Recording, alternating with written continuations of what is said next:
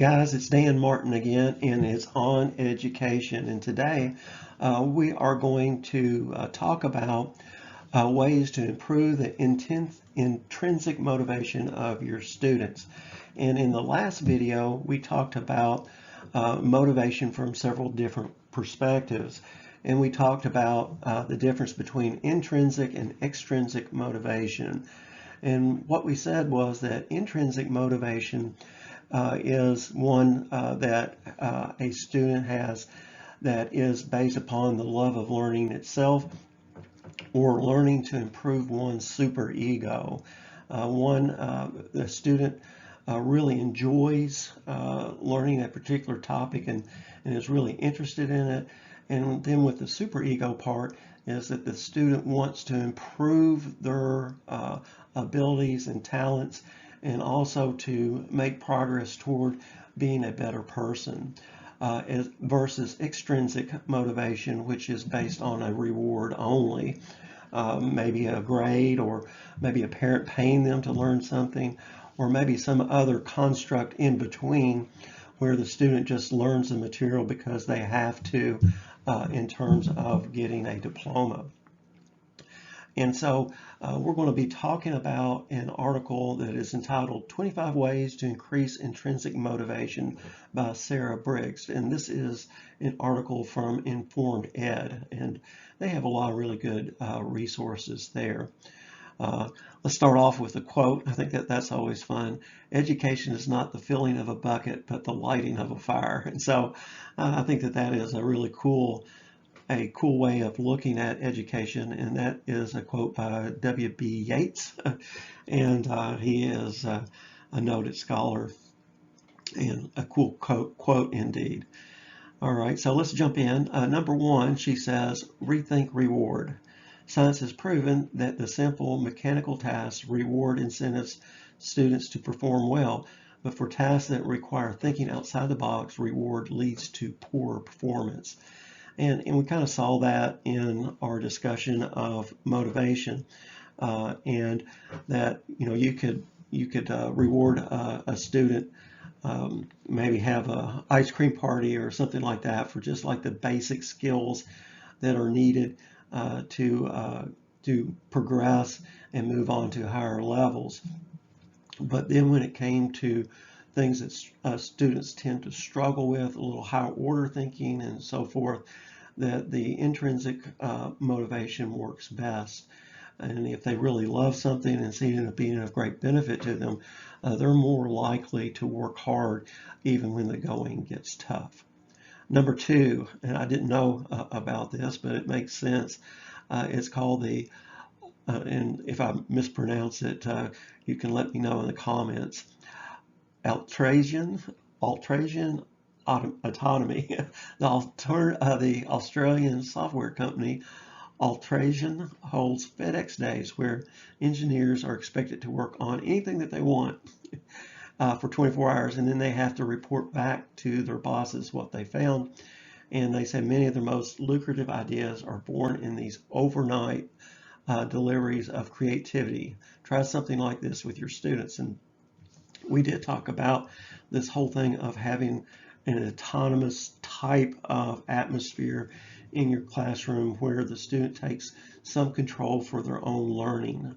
And we talked about in the Higher Order Thinking podcast about how you can design kind of open-ended projects for students to work and elevate their thinking and apply the concepts. And we also talked about having to be really selective with those because those generally take a long period of time to develop. But this whole thing of autonomy, having students feel like that they can study something that they are really interested in, as it relates to your topic, is really a cool idea, and I think one that increases the intrinsic motivation of students.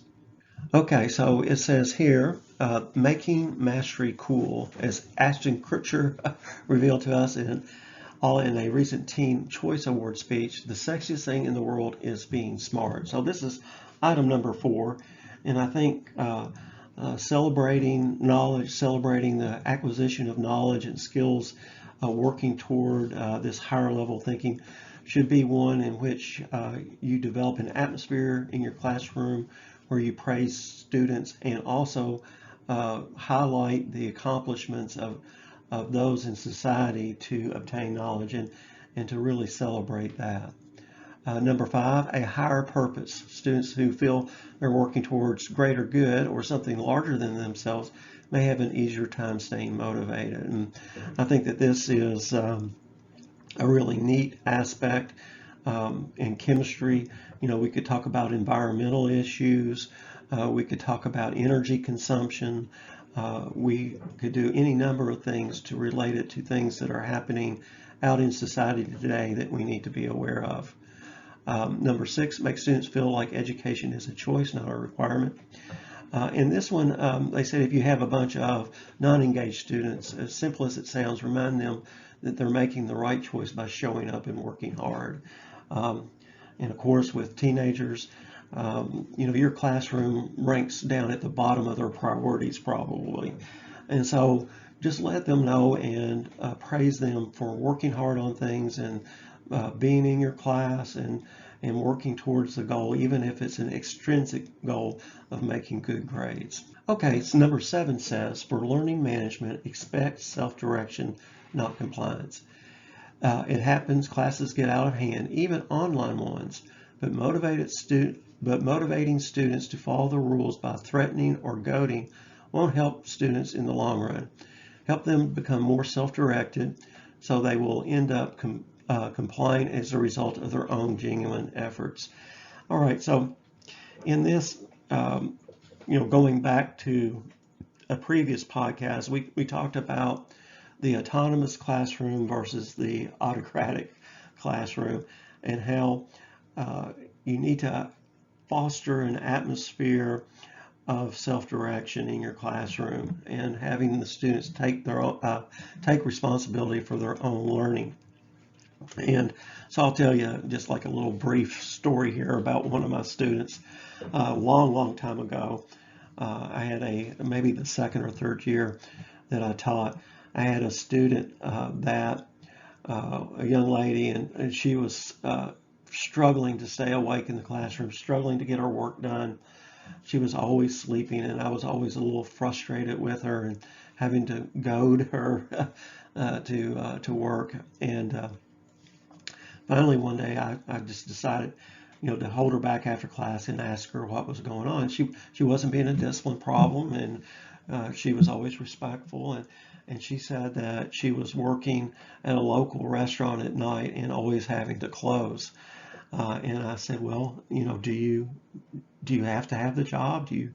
And she said she did. She said that she was helping pay family bills and they needed her income. And I felt really bad for her. And I said, I tell you what, why don't we work out that you can, sleep part of the classroom and then be awake, the first 30 minutes of the classroom, and the last 40 minutes you can either take a nap or you can do something else. And she looked at me really puzzled. She said, nobody's ever struck a deal with me like that. And I said, you're doing everything that you can do, but you do need to find some time to study because your grades are really suffering.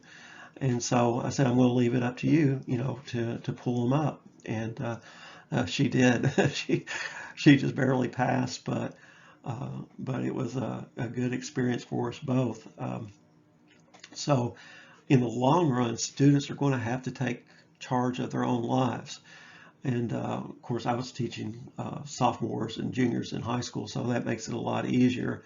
But this autonomy type of thing and giving some students some choice and maybe what they study, maybe how they're graded, I think will go a long way in increasing that intrinsic motivation. Number 8 says visualize and conquer. Have your students visualize a moment in their lives when they felt very proud of themselves for an accomplishment. And then let them reenact that methodology to a new task. And so I think most of the time when you have kids in your classroom, they'll have some sort of accomplishment. That survey at the beginning of your course,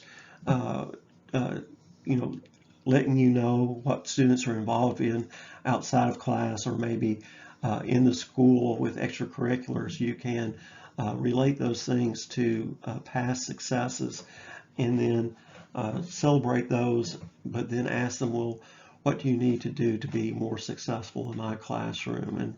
And hopefully they will gain some sense of accomplishment in your classroom as well. You may run into a student that really says, I haven't been successful at anything. And so then you need to help them walk through the process. And then as they improve, even if it's not great improvements, you need to celebrate that with them. Maybe from going from a 50 on an exam to a 60 on an exam. That may not sound a lot like you, but that's a big accomplishment for some kids. And so you need to value that as well. Okay, continuing on, it says here at the title of the slide, if you're watching on YouTube, it says motivation equals success for every student. And so when we look at this, a lot of times students will forget what you teach them in the classroom, but if you develop a set of skills and a growth mindset, if you can instill a growth mindset in students, you've accomplished a whole lot, no matter what they remember from your content. So it says here, make every student feel capable. This may be a simple point, but it's surely one of the most important. Some students feel incapable of completing a task before they even try it.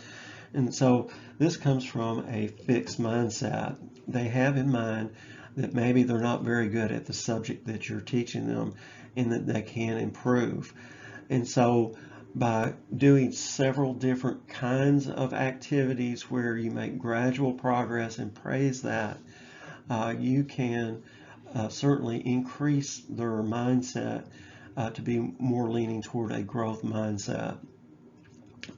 Says here, you can do it, has perhaps been diluted over years. Try you're capable, which speaks not only to the task at hand, but to the student's sense of self-worth. And so this whole thing of increasing a student's resilience, their ability to think and reason, is one that should always be in the back of your mind.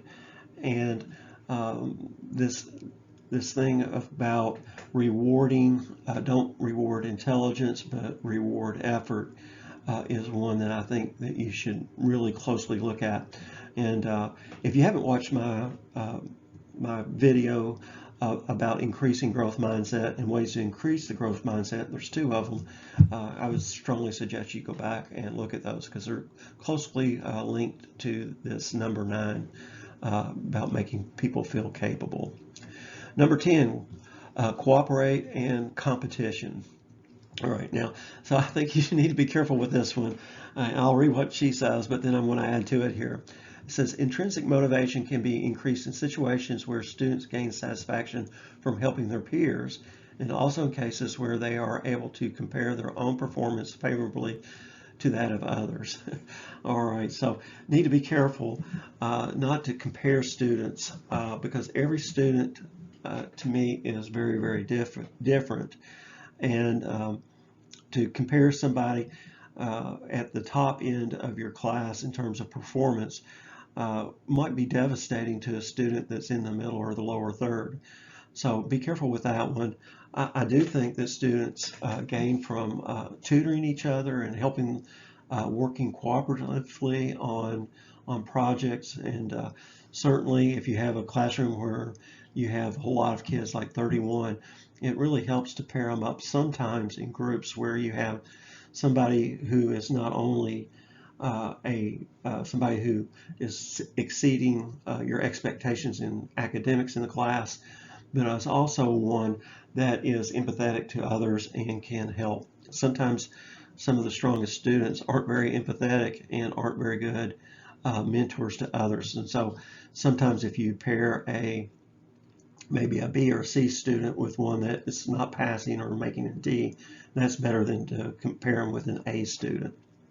Not always, but sometimes. All right. Okay.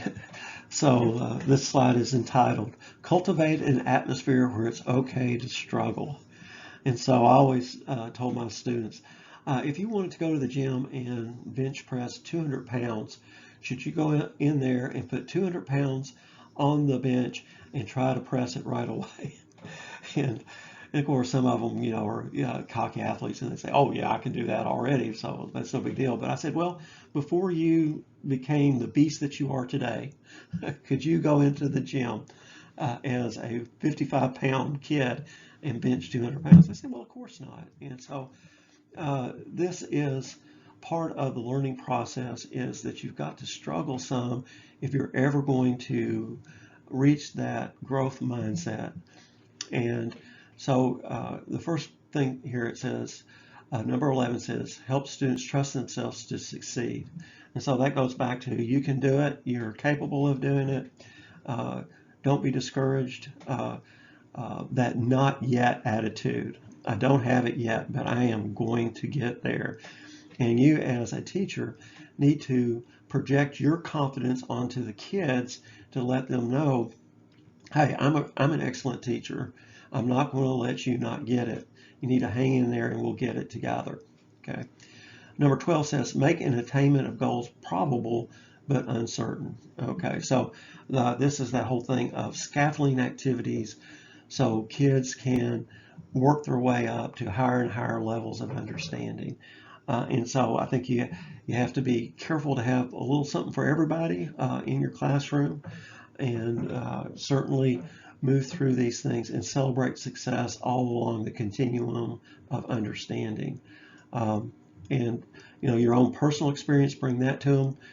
Don't over preach to kids, but let them know that you've struggled with things in the past too, and the only way to overcome those struggles is just to hang in there and work and get help from others, and just sometimes you just need to put it away for 15-20 minutes and come back to it, and that sort of thing. And so I think that those ideas are certainly great things to keep in mind as you're moving towards students with intrinsic motivation. Okay, so this slide is entitled Praise Effort Above All Other Traits. So within this, we have give accurate, authentic performance feedback. That's item number 13. Since a large part of continued motivation is feedback, but be careful not to make it personal. They should change their behavior, not their self-worth, as a result of constructive criticism. All right, and so this goes in line with moving away from a closed mindset to a growth mindset. People that have a closed mindset tend to shrink from criticism. And so I think you always need to be delicate when you're correcting a student work. Just concentrate on what the student needs to do to improve next time and not make it personal. But sometimes students need to be challenged to work a little bit harder, maybe carve out some extra time to study. I always ask them, well, do you have a quiet place to study? Is it away from distractions? Are you on your phone? Are you listening to music?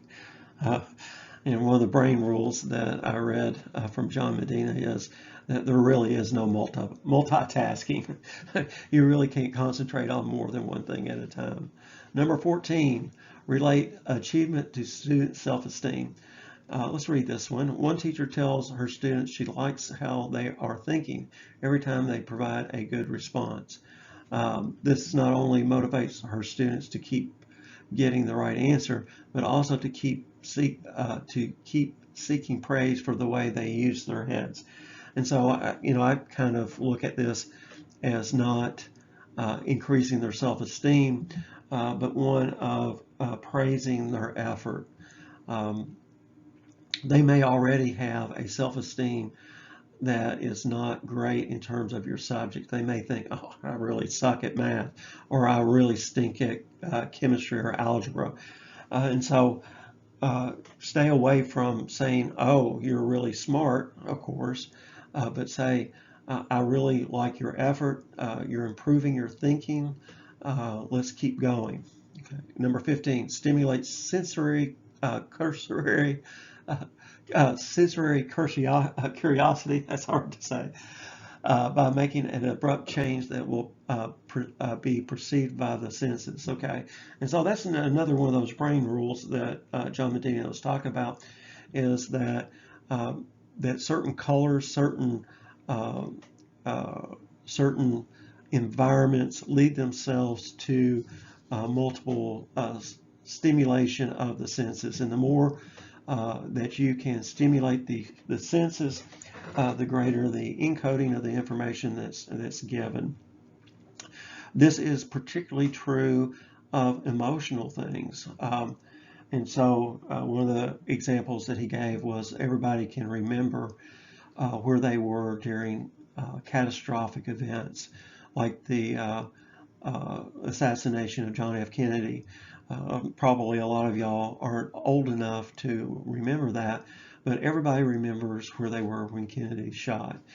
Probably a better one to reference here is where were you on that September day in September 11th, 9/11, when the planes hit the World Trade Towers. So everybody can remember that. And so this thing of evoking emotion sometimes helps memory. Of course, you need to be careful of that you don't traumatize your students. But certainly by increasing uh, the sensory atmosphere in your class, making it very comfortable, maybe having nice lighting. I even have had teachers put scented, those Glade scented sticks into the wall so the classroom smells nice. So there's all sorts of things that you can appeal to the sensory uh, uh, input to increase learning as well. Hey guys, sorry to interrupt, but I got an important question for you. Do you have a special skill or talent that you need to share with the world? Maybe you're an excellent photographer, or maybe you're an excellent woodworker, or crafter, or cook. There are any number of things that people do every day and really enjoy and do well that they need to share with others. And so let the good people at Teachable lead you through the process of designing your own online course. It's really enjoyable, plus you can make some extra money, and I've included a link down below. Maybe your special talent is commenting on videos and blogs. And so there is a place called Paid Online Writing Jobs. And I've included a post down below where you can make money per hour reviewing and writing for others. And so this is a real cool site as well. Maybe you got that back to school blues and you're dreading going out to the stores to buy school supplies for your students. And I'm going to encourage you this year to do a lot of your shopping online. One thing, you don't have to buy from depleted store shelves. You can always pick exactly what you want and find exactly what you need. And so I'll provide a Walmart link down below where you can go and shop for your school supplies. Now, when you click on an affiliate link of mine, it won't ever cost you anything extra, but I'll get a small percentage of the sale that will help me create more content for you. So hopefully you're enjoying the podcast, and we'll get right back to it. Thanks. Okay, so this section is called Problem Solve. Number 16 states, stimulate cognitive curiosity by presenting a problem or a question as a puzzle to be solved. Pose questions not only as opportunities for reward or humiliation, but as puzzles to be solved. Draw out the right answer by asking multiple sub-questions of different students. Ask students to respond to each other's answers and make the conceptual investigation feel like a game or a riddle. Okay, so this is one where I think you can use your own creativity to present things in a way that gets students competitive juices flowing, and also get them to think a little bit outside of the box. What occurred to me is, how could you present the data in different forms and have the students uh, try to solve the problem in groups and maybe leave out some of the data in different parts of data for each group. So you don't give each student the entire, each group of students the entire data set, and see how they come up with theories and ways of solving a problem or a puzzle. So and number 17 says, make clear the cause and effect relationship between what students are doing and the things that happen in real life. This is one way to do this. Always illustrate the concept at hand in another context after the students have fully grasped it in the current context. This is partially what word problems in math are for how many ounces of cinnamon are in the muffins. But you can also point out the conversions are important for road trips in foreign countries, foreign currency calculations, and figuring out how much you get paid per hour as a freelance photographer. So these things where you want to relate them to real life situations where you can use the math to better understand or to solve problems. So those are really good ideas. Problem solving is always a great way of presenting material. Number 16 there, stimulate cognitive curiosity by presenting a problem or question as a puzzle to be solved. If you've watched the other podcasts, we talked about higher order thinking skills, and we talked about the Disney approach, or the neuro-linguistic plasticity NLP approach to working problems. And in that, he designed a process where basically you brainstormed as the first step. You brainstorm solutions to problems. The second step was to come up with possible solutions and to analyze the brainstorming process as either being practical or impractical. And they referred back to their own experience solving problems and looked at the possible brainstorming solutions. And then the third step was to try out different solutions to see which ones were the most effective. And so that's kind of a generalized a summary of that. Another presentation was on using comparative charts to help with higher order thinking. So this whole thing of games and riddles are really good, but also I think to stimulate good problem solving, you need to work on the thinking skills of your students and try to elevate that higher level, your lessons to have higher level thinking activities. Okay, so this section is entitled Value the Process. And number 18 reads, enable students to believe that their work will lead to powerful effects. Students won't remember everything you teach them, such as the limited capacity of the human brain. Tell me about it, brother. But the point is not to memorize every fact and concept. The point of school and homework is to cultivate an academic work ethic of sorts, so that someday that $1 million idea won't be so hard to realize. And so I think this is part of school, is to realize that that the students will not remember most of what you teach them, but it's the process of making those neurons connect in the brain, and the process of developing the skills that can later be used to solve more complex problems. And to let students know that, I've had a lot of kids tell me, I'm never going to use this. And I always say, well, that's probably true. But I ask them, are you ever going to have to solve a concept, a complex problem? And usually the answer is yes. And I said, well, the process of learning chemistry will help you to solve complex problems later on in your life, and developing those learning skills. Just like lifting weights. You don't get stronger by lifting weights that you can already lift. You gain strength by struggling with the weights and lifting those heavy weights. And so that's the whole process of learning. Number 19, allow learners to freely choose what they want to learn and how they will learn it. And so this whole thing of autonomous learning, having students develop some sense of autonomy in their learning, to take hold of their learning process and being responsible for it is extremely important. And the only way that you can develop that is by giving them some choices.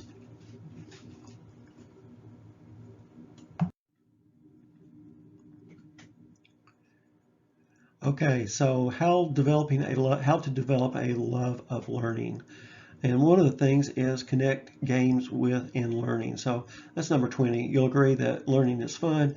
That's why you are a teacher. But how do you expect Marcus to feel the special thrill you feel when you sit down in front of your morning crossword or watch Jeopardy at night?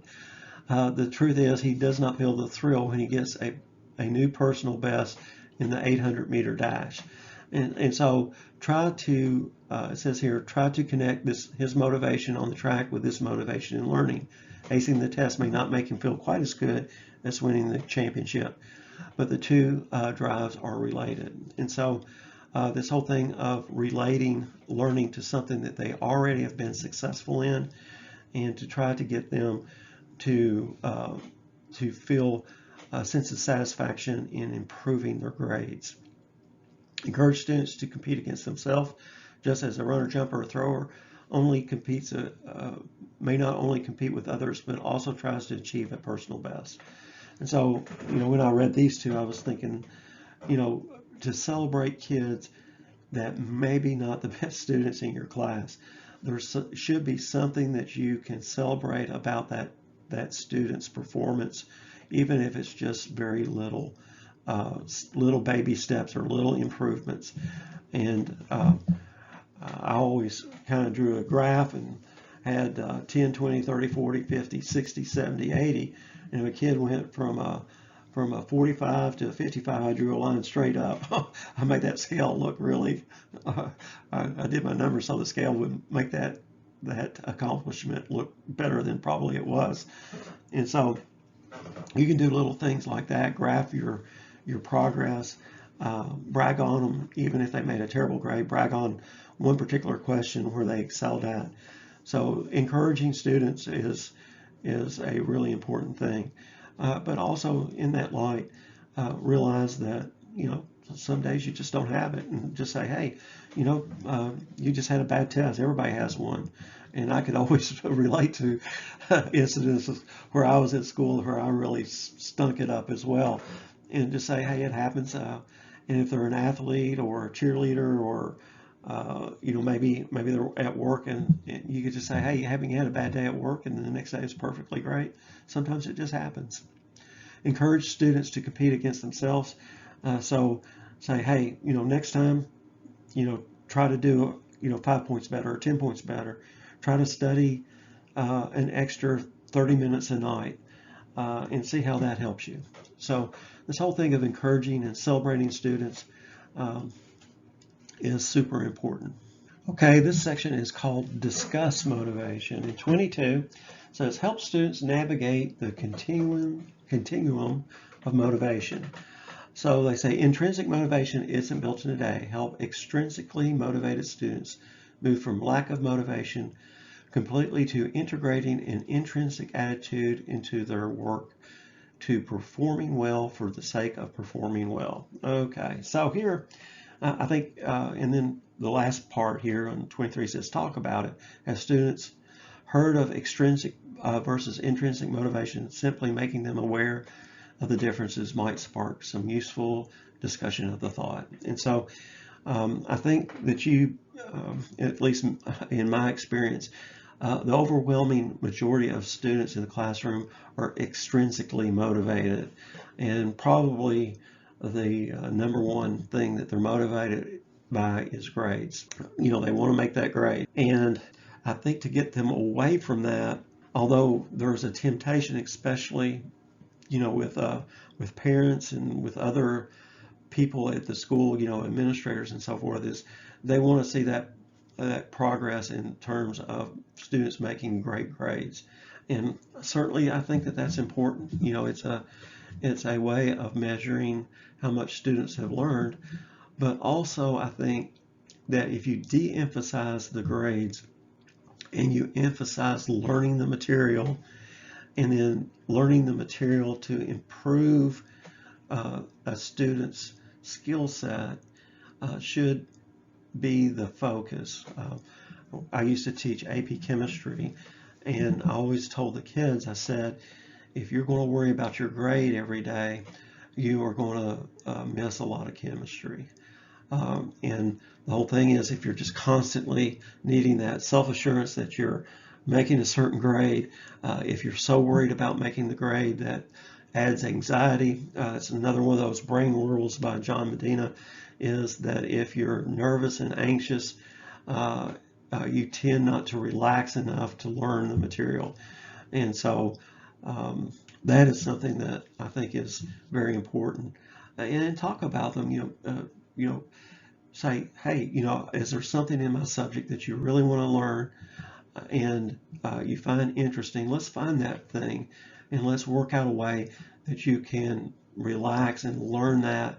And I'll even be able to help you maybe earn some extra points towards something. I hate extra credit, but maybe that'd be the only case that I would ever um, uh, be a proponent of it. But maybe there's some way that you can design your class where they can study something that they're super interested in uh, to learn the material, and then they can be more intrinsically motivated and find joy in learning about something that they really like.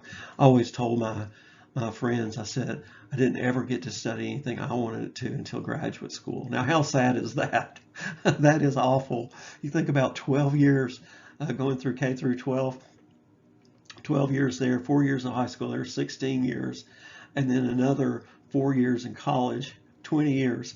So you have to study other people's stuff for 20 years before you actually ever get to study something that you really find interesting. Wow, that's awful. We got to change that. All right, enough proselytizing. Let's move on. Okay, so the title of this slide is Progress, Not Perfection. So that's what we always say in our house. We say we're not perfect, but we're working toward it and we're making progress. And so 24 here, it says introduce soft opening between peers. And comes from a study done with girls that are ages 14 through 16 who watched a person throw darts perfectly 15 times in a row. And they were not as motivated as students who watched the person improve their skills over successful tries. And so this thing of intrinsic motivation is funny because you want students to see that it is possible to work and to grow, and that it is not somebody's natural ability that necessarily trumps. And so if they just see somebody doing it effortlessly and always hitting the bullseye, they start throwing darts themselves and they struggle with it, they're going to be discouraged. And so, but if they see somebody making progress over time, over multiple attempts, they will realize that it's part of the process. And then it says model intrinsic behavior yourself. Demonstrate this through their work. And so as you're working problems up on the board, as you're going about your everyday activities, if you screw something up, say, hey, I screwed up and I'm going to work harder next time to improve that.